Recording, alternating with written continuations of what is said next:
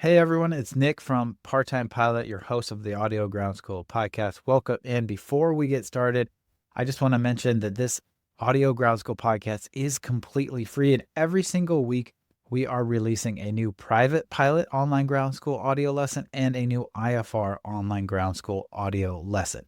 But if you don't want to wait every single week for that new lesson, you want every single lesson included in our Private Pilot or IFR Online Ground Schools, you want the complete ground school in audio, you can do that one of two ways. You can purchase it separately, just all the audio lessons at parttimepilot.com, or every single member of our online ground school, whether it's Private Pilot or IFR, also gets access to every single audio lesson. They get access to the audio lessons on the lessons themselves. So at the top of the lesson is the audio lesson, so you can read through while you listen, see the visual aids, watch the videos, take the quizzes, etc. But members of our online ground schools also get access to our VIP podcast. So this allows them to have every single lesson on their device, whatever device, their iPad, their iPhone, their Samsung, whatever device you have, every single one on your favorite podcast app, completely ad-free. So none of them have ads or me rambling on like I am right now. It's just the lesson. And you can download those, listen to them wherever you go, even offline in the VIP podcast. There's also bonus episodes on things like check, read, prep, and other things like sleep, stress, things that also affect pilots. So you can either get that inside the online ground school, have them write on your lessons, and have the VIP podcast, or you can purchase that VIP podcast separately. Both those are going to be at parttimepilot.com. All right, so let's get started with today's episode. Arrival procedures. Just like departure procedures or DPs, there are several details about arrival procedures or APs that an instrument pilot needs to be aware of. A standard terminal arrival, or what we call a STAR, it's short for standard terminal arrival. They use the A and the R of arrival to create STAR, describes both the transition routes and arrival routes used to enter a terminal area. So let's talk about standard terminal arrivals or STARs. STARs are pre-planned IFR arrival procedures that provide a way for you to navigate from your en route and cruise course to the terminal and the associated arrival procedures for the terminal. STARs are established to simplify clearance delivery procedures as well as to reduce traffic flow and reduce radio communications. Think of the STAR as the bridge between your en route course and your terminal procedures that allows ATC to vector aircraft into the traffic pattern safely and effectively. ATC will issue a STAR when they deem it appropriate unless the pilot has stated no STAR. Each STAR will include a graphical and textual description of the procedures to be followed, similar to the DPs. For very busy terminal areas, the STAR may have multiple pages and will include a graphical and textual view of all transition routes into the area as well as all arrival routes into the terminal. The textual portions will be listed as a specific transition paired with the arrival, such that a single STAR could have one to many different transition and arrival combinations. So just like those DPs where you choose your own path, you choose your transition and then you choose your arrival, a single STAR could have multiple combinations.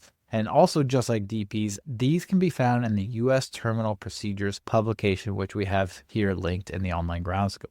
Let's consider the BETSY transition here in the Online Ground School lesson. Paired with the STAR BETSY 2 or BETSY 2 arrival, you will see the transition followed by the arrival at the top and bottom of the chart. And it'll look like BETSY. So that is the transition dot followed by the arrival BETSY 2. So BETSY dot BETSY 2, that tells you the transition followed by the arrival. So the number following the arrival, the BETSY 2 arrival abbreviation, stands for the arrival version, and each time it is updated, this will change. After some time, it might get updated, you might get a BETSY 3 or a BETSY 4, so on. You will look for these abbreviations when creating your flight plan, and you want to make sure you have the up-to-date version of the procedure. So here we show the BETSY 2 transition arrival procedure. Here in the ground school, we have highlighted where you'll see, again, that transition and arrival, the BETSY 2. We also show where you can check that publish date. This one, for example, is March 31st of 2016. So if it's after that, obviously this is a really old example, but if your date is after that, you would want to check to make sure that is the most up-to-date arrival for this fix. And then also we've highlighted the BETC fix. So these are all named after a fix in which you come in from the transition into the arrival. So this is the BETC fix, or BTSEY, and I'm pronouncing it BETC. The BETC transition for BETC to arrival starts where the route is bolded in this image. So you can look at the route. Some of the lines are thinner and some of the lines are bolder, and the transition for BETC to arrival starts where that route is bolded. But this star also has details for the transition segment Glade Springs, or GZG.BETC2. Each transition segment will have a textual description near the end of the star, as well as a minimum en-route altitude, remember those that are MEA, a distance from the VOR facility, and the course grouped together near the line of the chart. So here in the example, we see BETC, we see a latitude and longitude of BETC, and then we see some other examples like an MEA and our airspeed, which is listed at 250 knots for the BETC to arrival. There is also on above and below the bolded line, we see 5,000, 3,800, 156 degrees, and 35. So 35 would be the distance from the VOR that I talked about. 156 would be the radial from the VOR, or the course for the BETC the BETC transition. So let's talk more about this example of the Glade Springs, or GZG.BETC2 transition. And we have a picture here, and we're going to show how you would follow the information in that star. So the arrival route for GZG transition begins at the beginning of the bold orange arrow in this image here in the ground school. I will explain it here in audio. But once again, the MEA course and distance is listed between each fix. So between two fixes is a segment of our route, and there will be listed again an MEA, a course, and a distance from the VOR. And there also might be a MOCA, as we'll see in some of these examples. So we start at the transition fix for GZG.BETC2 at the very top, and then we're working our way southeast here all the way down to the Charlotte Vortex. All right, so we start at the transition fix, which is Glade Springs, and then between Glade Springs and JTEA, JTEEA fix, we have an MEA listed. Again, the numbers are listed above and below the line in between those two fixes. So we have an MEA of 11,000 feet. A MOCA is listed of 6,600 feet, a course of 152 degrees, and JTEA is 27 nautical miles from GZG, or the Glade Springs Vortex. All right, next up, if we continue along to that Charlotte Vortex, we have our next segment, which is between JTEA and BETC. That lists an MEA of 8,000 feet, a course of 156 degrees, and BETC is 50 nautical miles from GZG. Then we have our last route, which is between BETC and Charlotte, or CLT Vortex. That lists an MEA of 5,000 feet, a MOCA of 3,800 feet, a course of 156 degrees, and BETC is 35 nautical miles from CLT. So how do we know the distance numbers, where they're from? Well, there's a little arrow that you can see next to our course line. So right next to BETC, in between BETC and the CLT, there's a little arrow pointing at BETC. That tells us that the distance value that we're given is going to be from CLT to BETC and not from Glade Springs to BETC. But then if you look at near JTEA, that has an arrow pointing towards JTEA and not Glade Springs, so in the opposite direction. And again, that tells us that the 27 is measured from Glade Springs to JTEA. There may also be specific instructions for specific aircraft. For example, if you are flying a turbojet or a prop-driven aircraft, you may have different arrival instructions. You may not see these notes on the graphical portion of the star, so be sure to check all textual portions of the star for some important information that did not make it on the graphical version. We have an example here that's highlighted in red of a star that has a couple notes. One says for turbojet aircraft only, so this entire star is only available for aircraft that are turbojets because there's specific performance that is needed to meet this star. And then it also has a note that says radar is required, so you got to check those notes as well. Stars also provide you with information on the frequencies you can use along the routes, which makes them pretty helpful. You can find the ATIS and approach control frequency information in the upper left or upper right hand corners of the graphical page of the star. The ATIS frequency for all airports included in the star will be listed. However, if the star only serves one airport, then the ATIS frequency won't be named, as it's usually assumed to be for that one terminal airport, so they just won't name it. For tower and ground control frequencies for the airport, you use our handy dandy chart supplement AFD for the airport or the approach chart for the airport to find that information. So again, we have an example here of an arrival and where you can find those frequencies. So this example is the block 2 arrival, the block 2 transition and arrival in Greensboro, North Carolina. So you can see we've highlighted the approach control when you're incoming from the radials of 250 to 049, and the approach control when incoming from 050 to 249. And then we have the KGSO ATIS shown there and the KINT ATIS shown there. And if you can see, they're labeled on which ATIS is which, because there's multiple airports in this transition and arrival. And then below that, we have a different, not the same airport, but a different chart supplement. Actually, this is connected. This is a KGSO. The KGSO ATIS is listed there. And then you can see approach control and also approach control for incoming from the 2 different routes. And then you can also see the tower, airport information, and all that stuff in there in the chart supplement. All right, so let's talk about descending on a star. Stars are very similar to SIDS, but instead of climbing like in a SID, you'll be descending in a star and need to meet certain requirements during the descent. ATC can assign you a star as long as you haven't indicated no star in your flight plan. You can always refuse a star, but it is best to notify them ahead of time on your flight plan because it will help them out a lot. Plus, it is recommended to use the stars when able. Just like a SID or departure procedure, you are required to have the most up-to-date charted star in front of you when you fly it. This is most commonly done by autopilots, ForeFlight, or Garmin Pilot. Also, like SIDS, a star can be based off VORs or RNAV GPS. If the star is based off RNAV, you are required to have an approved GPS RNAV system in your aircraft. If the star is based upon RNAV, it will be listed in parentheses after the name of the star, like we see here in this example for the banker.banker4 transition and arrival. It says banker4 arrival, and then after that, in parentheses, it says RNAV. You can only change altitudes on a star when you have been given direct clearance by ATC to do so. Otherwise, you must follow the altitude requirements listed on the star. If ATC gives you an altitude with a crossing requirement, you are only required to meet that crossing requirement and can descend at your discretion after that crossing. For example, if ATC says cross fake at 14,000, then it is required that you are at an altitude of 14,000 or 14,000 feet when crossing fake intersection.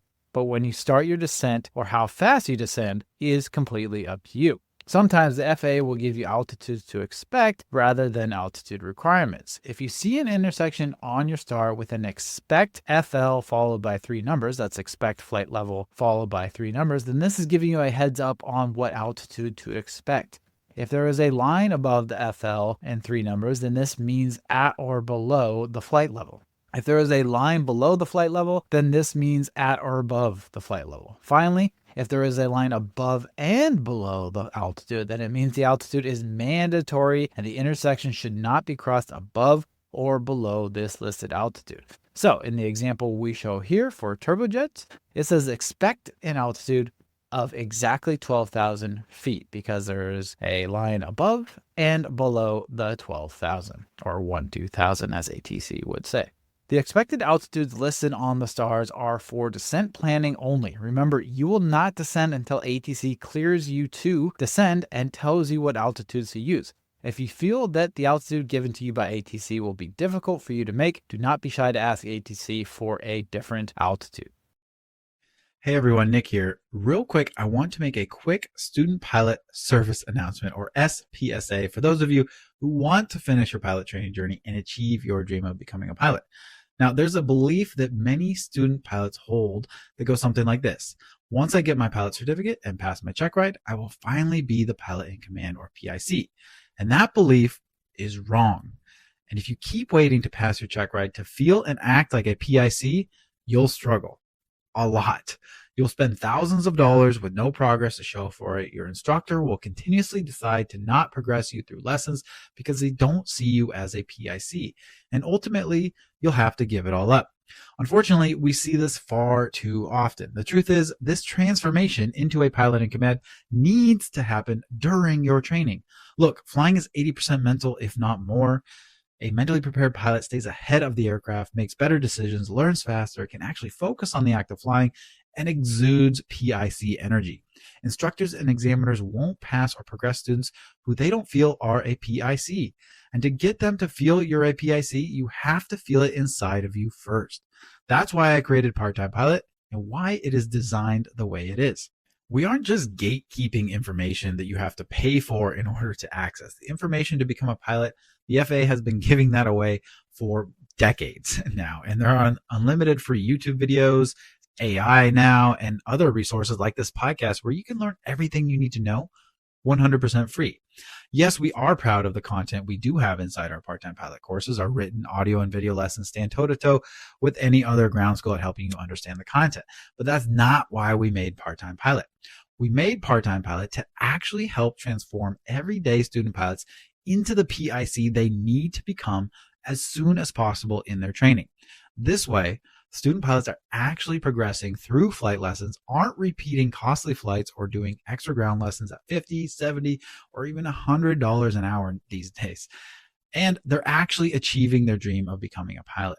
We do this with a complete step-by-step system and process for our students, combined with daily expert support, mentorship, community, and top-of-the-line new age study tools and that content. Take our student Jason, for example, a middle school English teacher who hated math and didn't have an ounce of aviation knowledge before joining Part-Time Pilot. Jason went from a 9%, yes, a 9% on a practice test he took before starting the course to scoring a 90% on his FAA written exam and becoming a pilot just 6 months later.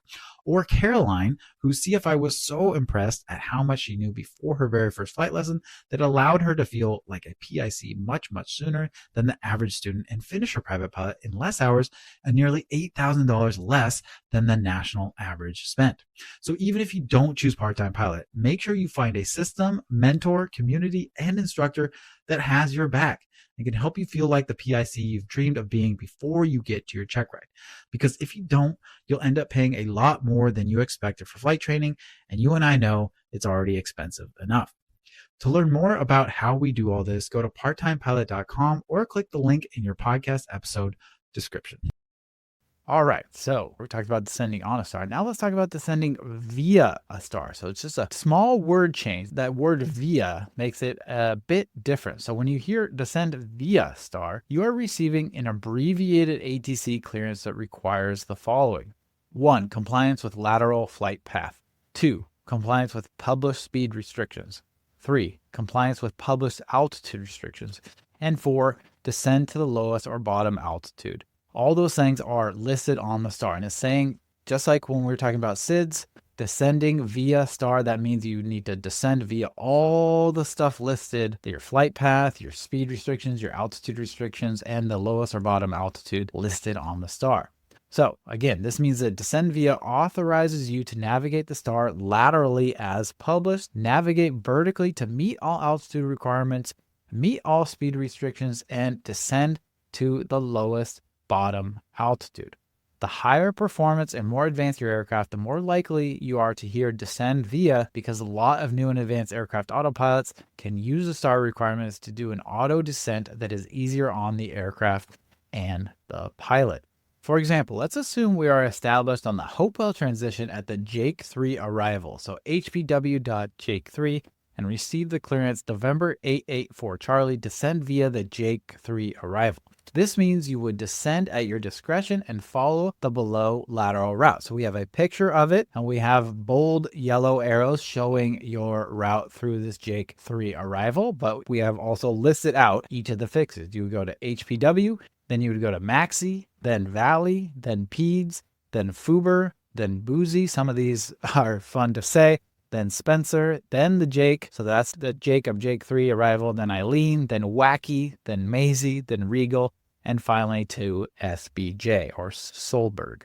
And while descending at your discretion on this Jake 3 arrival, you would still need to meet the following altitude and speed restrictions along the route. So if you look at the Jake 3 arrival and you start looking at the kind of different altitudes listed between each fix, you'll see a few things listed. So at Peds, right before Peds, it says expect FL240 with a line above and below it. So you would need additional instruction for crossing Peds due to that expect FL240.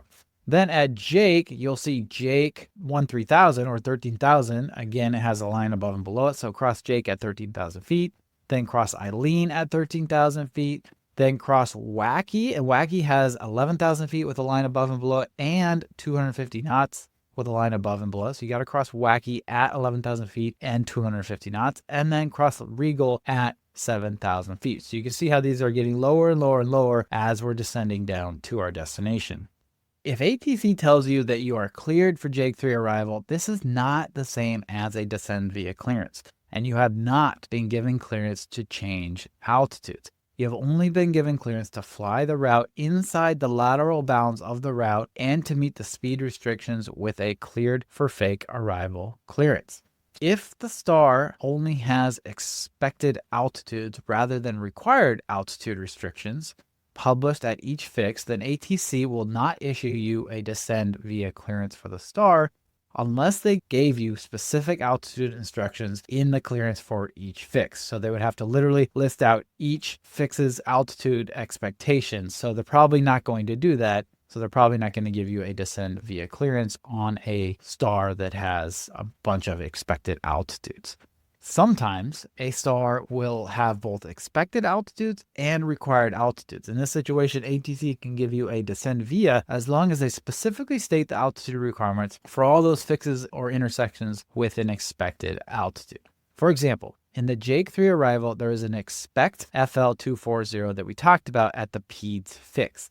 This means that ATC would only give you a descend via clearance either after PEDS or with instructions on what to do at PEDS. For example, ATC may clear you to fly direct to Fuber and then descend via the star because Fuber is after PEDS, or they could clear you to cross PEDS at flight level 240, then descend via the Jake 3 arrival. So we've placed two different aircraft, a red aircraft that goes on this red route. That's the cross PEDS at flight level 240, then descend via Jake 3. So we're showing his route or her route and what they would do. And then we also show a yellow aircraft and the route they would fly if it was proceed direct to Fuber, then descend via Jake 3 arrival. So we show that kind of handy. You can see the two different aircraft depending on the different ATC instructions that you get for the Jake 3 arrival. All right, next up, I want to talk about the concept of the bottom altitude. I've mentioned the bottom altitude of a star several times. So what exactly is a bottom altitude? Well, the bottom altitude is the lowest altitude published or authorized on the star. The lowest altitude you are cleared to along the star, not the same as the minimum en route altitude or MEA, or another altitude on a connecting transit route, and an altitude that can be amended by ATC. So all those things are true about the bottom altitude. To find the bottom altitude of each star, simply follow the approach route and look at the listed published altitude requirements. The last listed altitude before the airport will be the lowest and is therefore the bottom altitude. In this example, the Jake 3 arrival example that we're showing here, the bottom altitude was published at Regal at 7,000 feet. All right, let's talk about landing runway. Sometimes the star will describe a specific expected runway for you to land on for the particular route and aircraft. If the star does not list an expected runway, then you will need approach control to assign you one. To find an expected runway for your star, we will look in the textual portion of the star where there may be approach instructions specific to runways or airports. Following each runway will be detailed information on how to perform the appropriate approach to land on the runway, and we show an example here where it shows you the arrival route description for the Parker 3 arrival. So you can take a look at that inside the Online Ground School. Now, it's important to know, once again, that the expected runways listed on the star are not clearances. So even if you are cleared to descend via the star, you are not cleared lower than the bottom altitude until ATC clears you to go lower. So I'm going to repeat that again. Even if you are cleared to descend via the star, you are not cleared lower than the bottom altitude. That's the whole reason for that concept of the bottom altitude. Until you're not cleared below that bottom altitude, until ATC clears you to go lower. So again, this expected information is for flight planning purposes and to give you an idea of the most probable ATC runway clearance so that you can stay ahead of the aircraft and know what to expect. All right, now let's talk about an amended clearance. Just like when we discussed SIDS, ATC has the ability to amend any part of a star. To do this, they will use the word except. For example, if ATC says proceed direct Fuber, descend via the Jake 3 arrival, except after Jake descend and maintain 1,000 or 11,000. Then this means you are cleared to FUBR, where you will then descend according to the lateral, speed, and altitude requirements of the Jake 3 arrival until you pass Jake at 13,000 feet.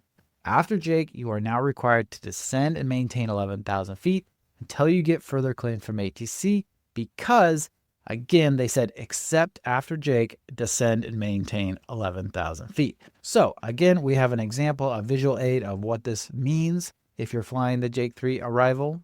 So we show a yellow aircraft going on this yellow route accordingly to the proceed direct to FUBR, then descend via Jake 3 arrival.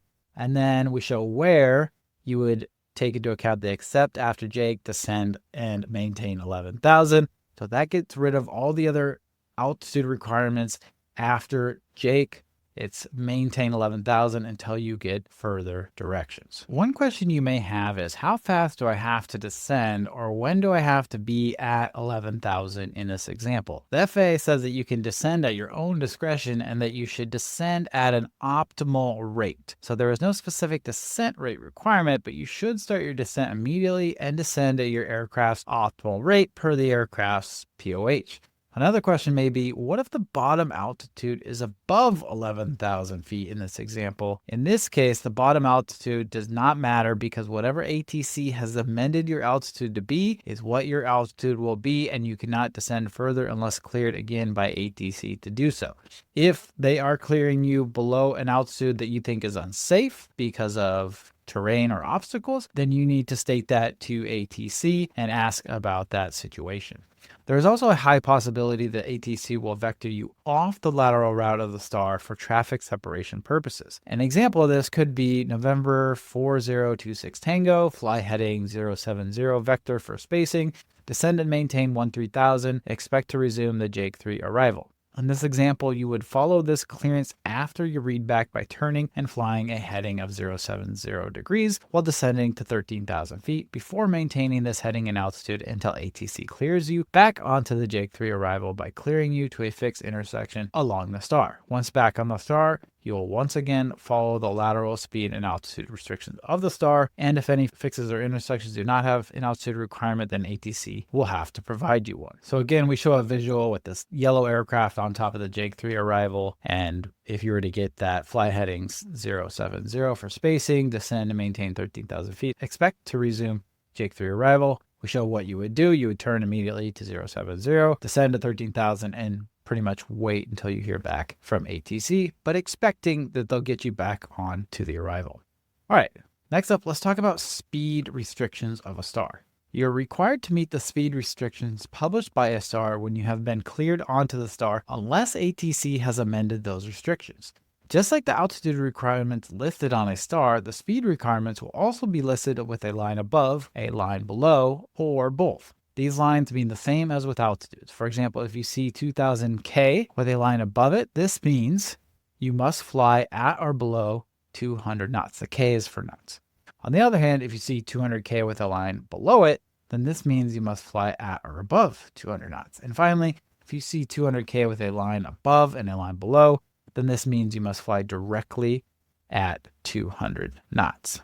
When looking ahead to the next fix with a speed restriction, you may be wondering how and when you need to meet that speed restriction. Do you speed up right now? Do you speed up at the fix? Like, when do you do that? Well, you must meet the speed restriction at the time you cross the fix. But just like altitude, your acceleration or deceleration is to your discretion. However, ATC does not want you to slow down well before a fix with a slower restriction because it could clog up the traffic. You must slow down in the shortest distance needed by your aircraft to meet the requirement. So keep in mind other aircraft and maintaining the separation between the aircraft ahead of you and behind you in order to keep a good traffic flow. Just like altitudes and routes, ATC can amend the speed requirements along a star and you are required to comply. However, if ATC amends a speed requirement, but then later tells you to descend via, this cancels any previous amendments and puts you back onto following the star for your requirements. The last point to make about speed restrictions is that they remain in effect if ATC vectors you off the procedure. You are expected to maintain the last speed restriction of the star unless ATC specifically amends that as well. For example, in the Parker 3 arrival example here, we're going to show you in the ground school, we are given a vector off the star of 170 degrees. We would still need to comply with the last speed restriction we were given, either directly via amended clearance from ATC or via the star. So again, we show an example. We have the Parker 3 arrival with a yellow aircraft, and they get the clearance, fly heading 170 for spacing, descend and maintain 15,000, expect to resume Parker 3 arrival. So the yellow aircraft immediately turns to 170 as instructed and descends to 15,000 feet. It's maintaining the last speed restriction, which if you look at the Parker 3 arrival, the last speed restriction was 270K with a line above and below it. So 270 knots. So you would maintain 270 knots. Again, just like everything else, unless ATC specifically said so. And finally, here in the ground school, we have a legend with some symbols on it of things, symbols you might see on a star. So this is from the Terminal Procedures publication, but we have an image here in the online ground school to make it easier for you. We also have a video of this lesson that you can take a look at inside the online ground school.